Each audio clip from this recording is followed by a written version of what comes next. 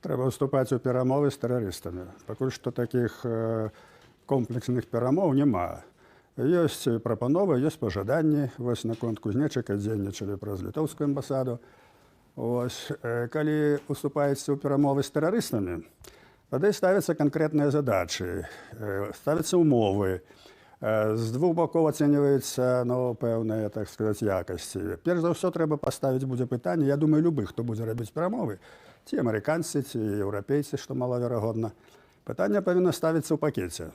Это значыць вызваленне палітвязняў і спыненне рэпрэсій.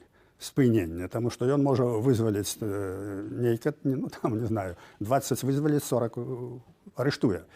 Вось у пакеце павінны это разглядаць, і гэта магчыма. У гэтай сітуацыі, якая зараз утвараецца, калі Трамп сведчыць сваю выніковасць у палітыцы, калі пачынаюцца перамовы з Пуцінам, то Лукашенко стараецца выкарыстаць гэты момант. І я думаю, што калі амерыканцы рашуча пойдуць на такі крок, каб дапамагчы выратаваць беларускіх закладнікаў, то вынік будзе. Лукашенко вымушаны будзе пайсці на гэта, таму што толькі Амерыка можа яму абяцаць нейкія, так сказаць, рашучыя захады.